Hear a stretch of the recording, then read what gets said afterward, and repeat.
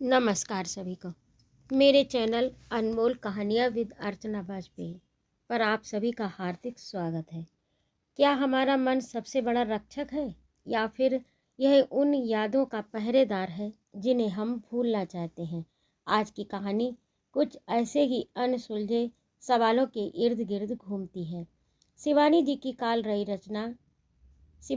कालजयी रचना मन का प्रहरी कहानी को अंत तक सुनिएगा, क्योंकि इसका हर शब्द आपको झकझोर देगा। और यदि आपने कहानियाँ इसकी सुनी है तो आप जानते होंगे कि शिवानी जी की कहानियाँ विशेष प्रकार की होती हैं, जिनमें साहित्यिक लक्षण के साथ साथ समाज में फैली हुई भावनाओं को समेटने में काफ़ी सक्षम है। तो आइए कथानक प्रारंभ करें। आज तक मुझे अपनी अंतः प्रेरणा पर बड़ा गर्व था, पर आज सचमुच ही मेरा दर्प अचानक हाथ से गिर गए दर्पण की भांति यथार्थ की धरा पर गिर चूर चूर होकर बिखर गया। बैंक के काउंटर पर मेरा उससे प्रथम परिचय हुआ था। हाथ का टोकन काउंटर पर अधैर्य से ठनकाती हुई वह पूर्व परिचित न होने पर भी काक दृष्टि से मेरी ओर देखकर ऐसे मुस्कुराई थी जैसे बरसों से मुझे जानती हो। मैं चेक लिख ही रही थी कि पेन की स्याही चुक गई। झुंझलाकर मैं पेन को झटक रही थी। उसने चट अपना पर्स खोल अपनी कलम मेरी ओर बढ़ा दी। धन्यवाद कह मैंने कनखियों से पेन की स्वामिनी के चौकोर पर्स की मही ऐसी काया देख ली थी। निश्चय ही ऐसी चमक किसी नकली अजगर की चमड़ी में नहीं हो सकती थी। कम से कम 200-250 का तो होगा ही। पेन लौटाने लगी तो उसकी अनामिका और कनिष्ठा में जगमगा रहे थे हीरे और पन्ने। उनकी अंगूठियां फिर उसके चेहरे पर मेरी दृष्टि पड़ गई। उस सनसनी से चेहरे की शांत भव्यता ने मुझे सचमुच ही प्रभावित कर दिया था। अवस्था ढल रही थी, किंतु अस्तगामी सूर्य का अस्तप्राय तेज पूरे चेहरे को रंगकर अस्वाभाविक रूप से तेजस्वी बना रहा था। वह उन बड़ी बड़ी स्निग्ध आँखों का तीव्र तेज अब भी किसी प्रणयी पुरुष को झुलसा सकता था। उस प्रौढ़ा के अंग प्रत्यंग से यौवन की छलनामयी मादकता जैसे छलकी पड़ रही थी। मैं अपना चेक भुनाकर लौटी तो वह भी मेरे साथ थी। मैं उसके लुभावने स्मित का औपचारिक प्रतिदान अपने सामान्य से स्मित के रूप में देखकर आगे बढ़ गई और रिक्शा बुलाने लगी। उसने फिर अपनी उसी मोहिनी हंसी के जाल में बांधकर मुझे घेर लिया। रिक्शा क्यों बुला रही है? कहाँ जाएंगी? चलिए मैं आपको छोड़ दूँ। उसका यही सौजन्यपूर्ण शिष्टाचार मुझे चलते चलते मैत्री का आवाहन दे गया। उस शहर में हम दोनों 2 वर्ष रहीं और इस बीच वह मेरे इतने निकट आ गई जैसे मेरी बाल सखी रही हो।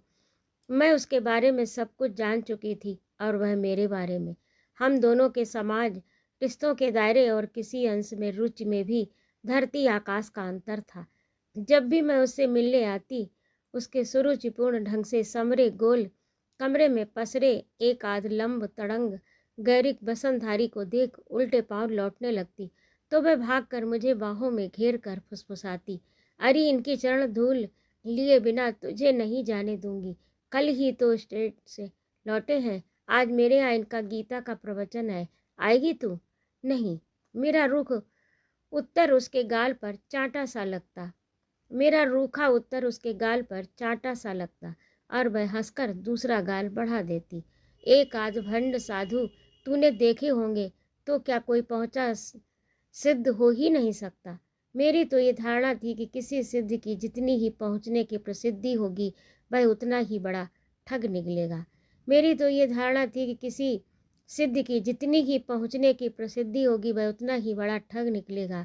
पहुँचे सिद्ध किसी गृहस्थ के यहाँ धार्मिक प्रवचन कर अपनी ख्याति की गठरी नहीं बांधते, किंतु फिर भी रुचि एवं वयस के अंतर को तोड़ती फोड़ती हमारी मैत्री किसी वेगवती नदी की धारा की भांति मार्ग के रोड़े कंकड़ों को धो पोंछ कर बहा ले गई। वयस में छोटी होने पर भी जीवन का अनुभव मुझे अधिक था। मैं पत्नी थी, माँ थी। अपने गृहिणी और मातृत्व पद का अभिमान कभी कभी मेरे कथन या व्यवहार में छलक उठता तो वह सिमट कर सिकुड़ जाती। मेरी निधि थी सुखी गृहस्थी की, वह बेचारी अपने नीरस अध्यापन कार्य भार से मुक्ति पाकर लौटती तो कभी कभी मुझे फ़ोन कर पूछती, क्यों, क्या कर रही हो, बड़ी अच्छी पिक्चर लगी है, चलेगी क्या? किंतु मैं इनकार कर देती। न उससे कोई रूठने वाला था, न उसे कोई मनाने वाला। अपनी तनख्वाह की मोटी रकम को वह मनमाने ढंग से खर्च कर सकती थी। मृत पिता ने नैरोबी में लाखों रुपया कमाया, किंतु उनकी वही संपत्ति उसकी माँ की सौत बन गई। पिता हरसुख लाल पटेल के पास प्रायः एक विदेशी विमान परिचारिका छुट्टियां बिताने चली आती थी। विदेश की हवाई यात्रा में उससे उनका परिचय हुआ था। उसी परिचय ने प्रगाढ़ मैत्री और प्रणय का रूप ले लिया। उसका विवेकहीन चित्त जब रस्सी तुड़ाकर भाग रहे हुड़ेल बछड़े सा दौड़ रहा था, तब उनकी दृष्टि अचानक अपनी विवाह योग्य युवती पुत्री पर पड़ी और इसी समय पुत्री की सरला जननी ने आत्महत्या कर ली। फिर वह पढ़ने अपनी मौसी के पास बनारस चली आई थी। तुमने विवाह क्यों नहीं कर लिया अनुराधा? मैंने पूछा। वह हंसकर बोली, कौन करता मुझसे विवाह? कैसी मूर्खता की बातें करती हो। आज भी यदि तुम साहस कर अपना स्वयंवर रचा लो तो एक साथ कई राजकुमार तुम्हारी बरमाला ग्रहण करने अपनी गर्दन झुका देंगे। मोटे लेंस का अपना मर्दाना चश्मा उतार कर वह रख देती तो मैं उसे देखती ही रह जाती। इस वयस में भी तो वह कितनी आकर्षक है। अपने यौवन काल में कैसी रही होगी। क्या दुस्साहसी विवेकहीन अनंग उस महिमामयी तापसी के लुभावने अंगों को अछूता ही छोड़ गया होगा। मैं मान ही नहीं सकती अनु कि कोई तुम्हारे प्रेम में चकर घिन्नी खाकर नहीं गिरा होगा। क्या रोज रोज एक ही प्रश्न पूछती हो? सच कहूँ, जब एक एक कर पात्र जुटने लगे तब मेरी रुचि ना करती रही।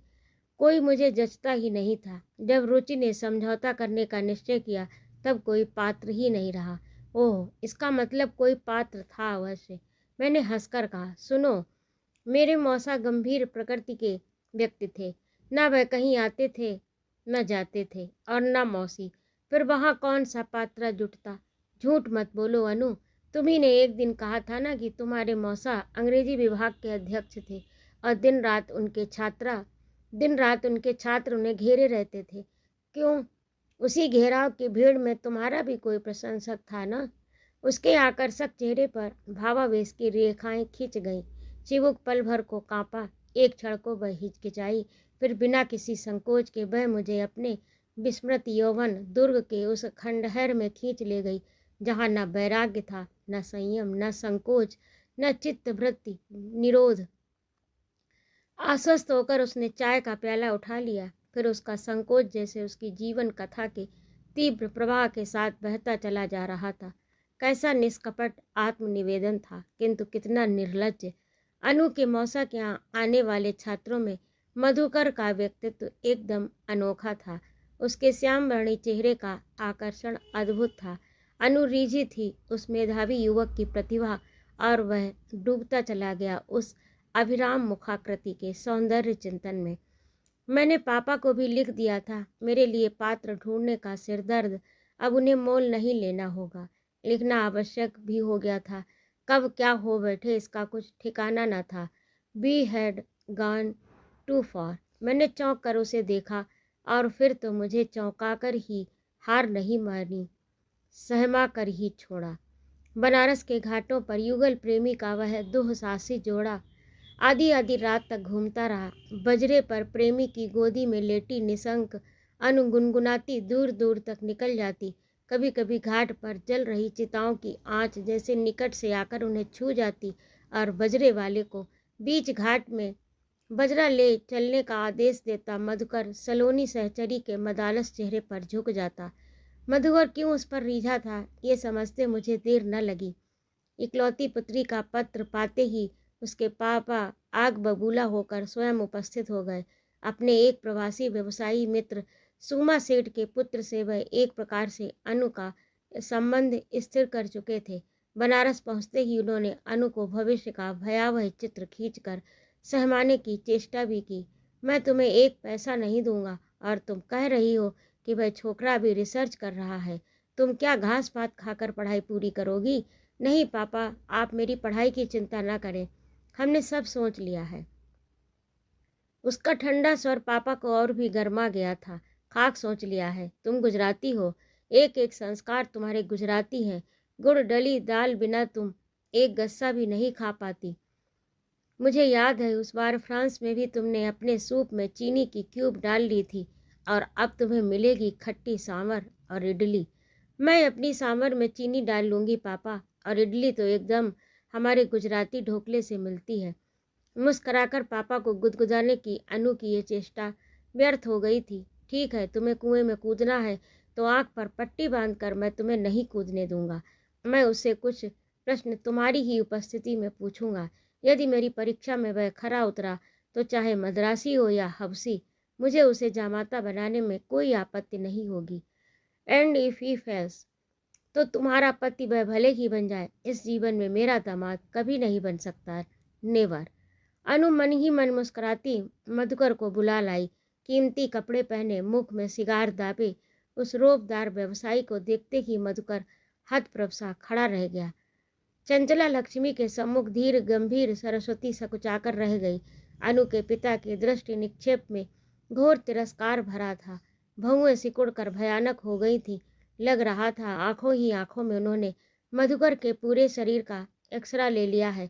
कमीज के भीतर पहनी गई फटी बनियान, जूतों के भीतर यत्न से छिपाई गई जुराबों की फटी एड़ियाँ, घर पर धुला जीर्ण रूमाल और भीतर की जेब में छिपी सस्ती कलम, सबका चित्र उसे उन आसपास सटी दो क्रूर आंखों में उतर आया। गरज कर उन्होंने अपने प्रश्न का पहला हथगोला फेंका था। तुम अनु से विवाह करना चाहते हो? जी हाँ। मधुकर का स्वर कुछ कांप गया था। 10 रुपए में यदि कहीं हाथी बिक रहा हो तो क्या तुम खरीद लोगे? इस अजीब से सवाल पर मधुकर सोच ही रहा था कि वह उत्तेजना से बंधी मुट्ठियां सामने धरी मेज पर पटकते फिर गरज उठे, बोलते क्यों नहीं? हाथी को खरीद लेने पर उसे द्वार पर स्थायी रूप से बांधकर खिला सकोगे। मधुकर चुप था। क्या करते हैं तुम्हारे पिता? कहकर अब हंसकर उन्होंने दूसरा हथगोला फेंका, और उनके इसी दूसरे प्रश्न ने नादान प्रेमी युगल के सुख स्वप्नों की धज्जियां उड़ा दी। यही तो नहीं कह सकता वह पिता के अभिशप्त जीवन इतिहास को न उगलते ही बनता था न निगलते ही। प्रेमी की हिचकिचाहट देख अनु उतावली बनी स्वयं आगे बढ़ आई। वह स्वतंत्रता संग्राम में जेल गए थे ना मधुकर? वह स्वतंत्रता संग्राम में जेल गए थे ना, है ना मधुकर? गए थे, हाँ। अभी भी जेल में है। क्यों मधुकर? पटेल ने हंसकर पूछा तो मधुकर कांप उठा। उसे लगा जैसे संसार की कोई भी शक्ति उसे उबार नहीं सकती। क्रोध से जलते हुए वह एक बार फिर गरजे थे। क्यों, कहाँ हैं तुम्हारे पिता? बम्बई की एक प्रसिद्ध अभिनेत्री की हत्या के अपराध में उनके पिता आजन्म कारावास का दंड भोग रहे थे। माँ ने बहुत पहले ही आत्महत्या कर ली थी। ये सब बात वह अनु से अदल बदल कर कहता चला आया था, किंतु अनु के पिता को छलना आसान नहीं था। भारत पहुंचने के पहले ही उनके विश्वासी गुप्तचरों का दस्ता स्वदेश पहुंचकर सब कुछ पता लगा चुका था।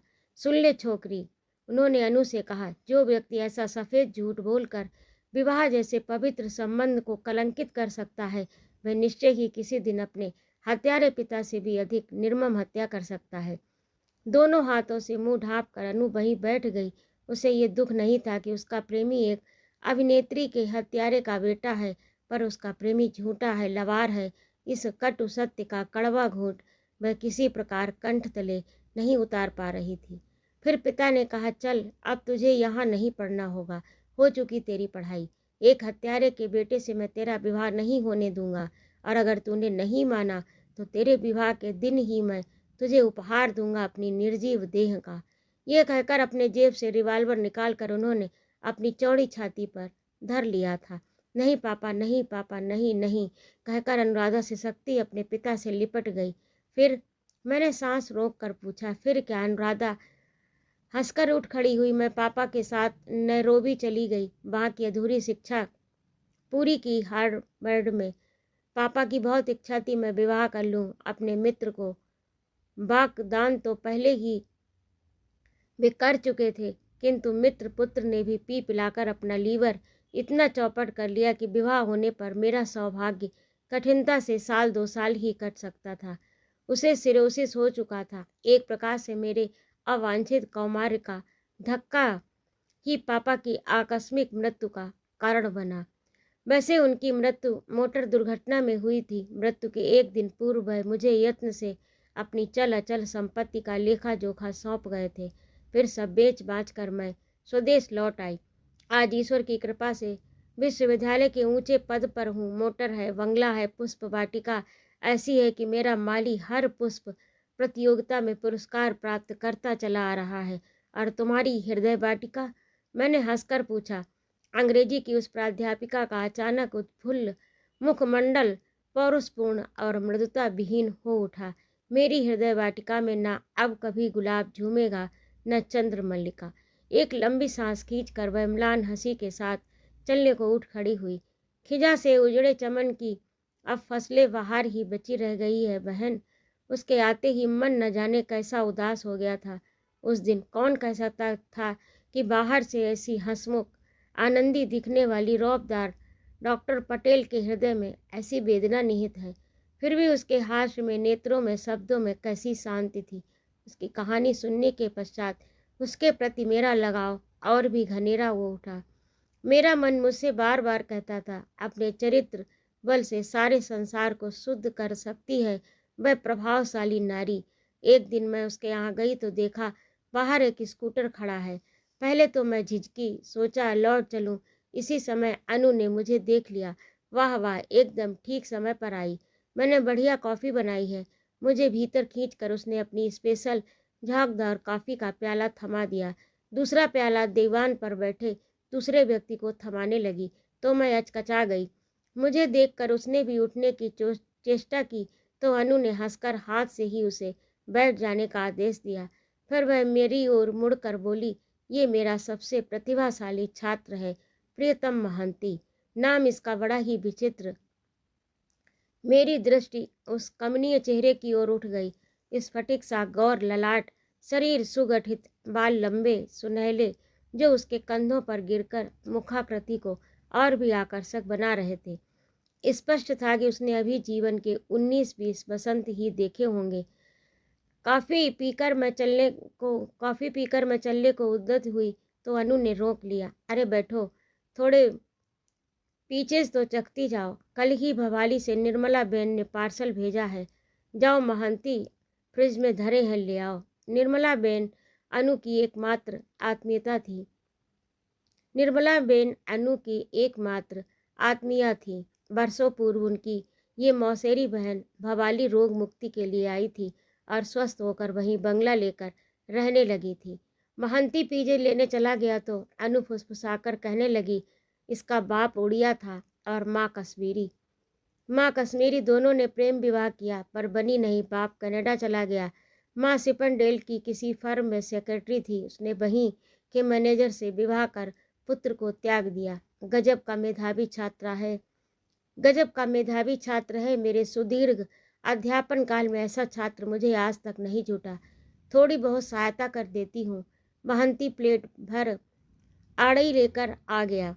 अनु ने प्लेट मेरी और बढ़ा दी। तुम भी लो ना अनु, मैंने कहकर अपनी प्लेट अपने प्रिय छात्र की ओर मैंने कहा, पर उसने प्लेट अपने प्रिय छात्र की ओर खिसका दी और हंसकर मुझसे कहने लगी, लव सॉन्ग पढ़ा है ना? Do I dare to eat a peach? क्यों महंती? I grow old, I shall wear the bottoms of my trousers rolled, shall I heart my hair behind, do I hair to eat a peach? फिर वह जोर से हंस कर कहने लगी, देखो देखो कैसा शर्मा रहा है बेचारा। बड़ी देर तक अनु की हंसी सुकुमार महंती के आड़ई से ही लाल गालों की रक्तिम आभा को और भी रक्तिम बनाती रही। सचमुच किसी लजीली किशोरी का सा ही निर्दोष चेहरा था लड़के का। कैसी कठोर हृदय जननी रही होगी वह, जो ऐसे गंधर्व कुमार से सुंदर पुत्र की माया डोर स्वयं काटकर उड़न छू हो गई। माँ नहीं थी तो क्या हुआ, भगवान ने उसे स्नेह अध्यापिका के रूप में दूसरी माँ दे दी थी। मैं सोचने लगी, फिर अनु क्या एक महंती से ऐसा लाड़ लड़ाती थी? सुना विश्वविद्यालय में उसकी छात्र मंडली ने उसका नाम धरा था जगतदात्री। परीक्षा निकट आती तो उसकी स्टडी छात्र छात्राओं की भीड़ से भर जाती। एक दिन मैं वहीं बैठी थी और देखते देखते छात्र छात्राओं का एक जत्था भर भराकर भीतर घुस आया। मैं आश्चर्य से उन्हें देखती ही रह गई। हे भगवान, इनमें कौन उसके छात्र थे और कौन छात्राएं। रंग बिरंगे एक काट छाट के घंटा नितंबी पायजामे, सोख रंगों के खद्दर के ढीले कुर्ते, अस्त व्यस्त केश राशि। न उन चेहरों पर लावण्य था न तेज। बड़ी कठिनता से मैं दल की 10 छात्राओं को बीन सकी थी और उन 10 चेहरों में एक चेहरा भी ऐसा नहीं था जिसे देखकर आंखें ठंडा सके। अनु पटेल को घेर कर बैठे उस दल को देख उस दिन एक धक्का मुझे और लगा। उनके छात्रों के चेहरे के हाव भाव में एक स्तृण छटा आ गई थी और छात्राओं की किशोरोचित धमा चौकड़ी मुझे बड़ी अस्वाभाविक लगी। कोई अनु से प्रश्न पूछ रहा था, कोई चटपट गैस पेपर बना रहा था। प्रश्न सरसंधान में पट उस द्रोणाचार्य की छत्र छाया में न जाने कितने अर्जुन अभ्यासरत बैठे चहकते रहे, पर उसका एकांत प्रिय एकलव्य अंधेरे कोने के अरण्य में बैठा बैठा पूरी विद्या सुनकर ही ग्रहण कर लेता। किंतु जब गुरु दक्षिणा देने का अवसर आया तो द्रोणाचार्य की ही भांति एक कठोर याचना कर बैठी थी उसकी गुरु। उस बार पहला आनंददायक समाचार सुना। प्रियतम महंती की आशातीत सफलता का। एमए के सफल छात्रों में उसने सर्वप्रथम स्थान प्राप्त किया था। और फिर जब दूसरा समाचार सुना तो सिर चकरा गया कि प्रियतम महंती अपनी गुरु अनु का ही प्रियतम बन गुरु सहित अलोप हो गया। मैंने सुना तो स्तब्ध रह गई। अनुराधा कुछ ही घंटों में अपनी गृहस्थी का डेरा उखाड़ छात्र सहित दिल्ली उड़ गई और वहीं से दोनों विदेश चले गए। ये उसका अंतिम समाचार मुझे मिल पाया था। नौकरी तो वह केवल समय काटने के लिए करती थी। उसी के शब्दों में उसके पिता के भारी बैंक बैलेंस के सूद से ही वह बिना हाथ पैर हिलाए एक आईएएस की तनख्वाह पर घर बैठे खींच सकती थी। घृणा से मेरा अंग अंग सिहर उठा। छी, मुंह काला करना ही था तो क्या वही अनाथ अबोध छोकरा रह गया था। समय पर विवाह हुआ होता तो इतना बड़ा तो उसका पुत्र ही होता, बल्कि इससे भी 4-5 वर्ष बड़ा। मैं 40 वर्ष की हूँ। उसने स्वयं मुझसे कहा था, कोई स्त्री क्या कभी किसी दूसरी स्त्री को अपनी ठीक वयस के कंधे पर हाथ धरने देती है। कम से कम 45 की तो होगी ही। पूरे समाज की थोड़ी थोड़ी ने उसकी भर्त्सना की। महीनों तक वह बेमेल विवाह पूरे शहर की चर्चा का विषय बन गया। किंतु समाज का सबसे बड़ा गुण है उसकी क्षमाशीलता। धीरे धीरे वह बड़े से बड़े अपराध और अपराधी दोनों को ही भूल जाता है। लोगों ने अब उस विषय की चर्चा ही बिसरा दी। धीरे धीरे 2 वर्ष बीत गए। इस बीच में मैं अपनी गृहस्थी में ऐसी उलझी कि अनु के विषय में सोचने का न अवकाश मिला न इच्छा ही शेष रही। उस दिन मैं भी अकेली बैठी लिख रही थी। कई दिनों से कुछ लिखा नहीं था। लिखने को जैसे कुछ शेष ही नहीं रह गया। पानी के छींटे मार मार कर बासी सब्जी को ताज़ा बना ऊंची हाँक लगाने वाले सब्जी वाले की ठगी को जैसे सजग ग्राहक पकड़ लेता है, कुछ कुछ वैसे ही बासी कथानक को कोई कथाकार लाख नई शैली भाषा शब्द विन्यास के छींटे मार मार कर टटका बना ले। सजग पाठक उसकी ठगी को पकड़ ही लेता है। कौन सा कथानक दोहरा सकती थी मैं। कई बार अनु की प्रेम कथा लिखने बैठ बैठ कर लेखनी पटक चुकी थी। एक साथ उसके दोनों प्रेमी दुष्ट प्रेतात्माओं की भांति मुझे संत्रस्त कर देते। मधुकर की प्रेम कथा लिखती तो लेखनी में स्वयं सरस्वती उतर आती, पर प्रियतम महंती के अवतरित होते ही जैसे मेरी कलम उर्दू की उल्टी लिपि लिखने लगती। किंतु तभी कहानी का अंत स्वयं साकार होकर मेरा द्वार खटखटाने लगा। बाग देवी के वरद हस्त का स्पर्श पाकर मैं पुलकित हो उठी। कौन? मैंने कागज कलम खिसकाकर द्वार खोला। एक पल को मैं खड़ी रह गई। पीली लुंगी पर गेरुआ कुर्ता, कंठ में सुमिरनी, आधे से अधिक चेहरों को निगलता सा आंखों पर लगा गोगो चश्मा, छीण कटी पर झूलती करधनी की नन्ही नन्ही घंटियों को टुनटुनाता मैं एक कदम आगे बढ़ा। यदि कंधों तक झूलती वह सुनहरी या आयाल ना होती तो मैं उसे पहचान ना पाती। द्वार पर मेरी प्रौढ़ा सखी का तरुण प्रियतम खड़ा था। अरे महंती, तुम आज कहाँ से आए? मैं यहाँ आया था, सोचा आपसे मिलता चलूं। शायद आप उसका पता बता सकते हैं। किसका? मेरी पत्नी का। मैंने अनु से दिल्ली में विवाह कर लिया था। उसने चश्मा उतार कर नीचे धर दिया। मैंने देखा उसका चेहरा 2-3 वर्षों में ही आश्चर्यजनक रूप से वयस्क हो उठा था। क्या ये उसकी सहचरी के अस्वाभाविक साहचर्य की देन थी? मैं चौंक उठी। तुम उसके पति हो और पता पूछने मेरे पास आए हो? पति था पर अब नहीं हूँ। वह अपनी दोनों लंबी भुजाएं नमस्कार की मुद्रा में बांध घुटनों के बीच दावता झूला सा झूलने लगा। मैं जानती थी मेरा मन बार बार यही कहता था कि एक न एक दिन तुम निश्चय ही उसे छोड़कर भाग जाओगे। यदि पत्नी पति से 4-5 वर्ष भी बड़ी रहे हो तो 10 वर्ष में वयस का यही सामान्य सा अंतराल दोनों के बीच बहुत बड़ी खाई बन जाता है। तुम तो अंग्रेजी साहित्य के छात्र थे, 12th 9 नहीं पढ़ा था क्या? नहीं। उसका स्वर विद्रूप से विकृत हो गया। झूठ कहा था आपके मन ने।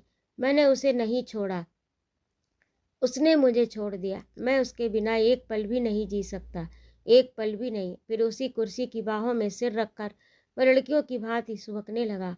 मैं हतप्रभ सी खड़ी रह गई। उसने बताया, विवाह का 1 वर्ष पूरे करने के दौरे में परम आनंद में कट गया, पता ही नहीं चला। दोनों जान ही न पाए। आर्थिक कठिनाइयों में बीता कैश्वर्य सहसा अनु के वैभव के साय में नई करवट ले बैठा। विदेश के विशुद्ध दुग्धपान ने रक्तहीन चेहरे को पौरुष के तेज से दीप्त कर दिया। स्पेन और सिसिली के बम गोले से संतरों का रस और गौर कपोलों पर छलक आया। विदेशी सिगरेट के छल्लों की धूम रेखा आरक्त नैनों में सलोने अंजन की रेखा खींच गई। जिस चिबुक पर लाख लाख बार किया गया ब्लेड घर्षण एक नन्ही सी दाढ़ी भी नहीं उगा पाया था, उसी चिबुक पर अब पौरुष के स्पष्ट हस्ताक्षर थे।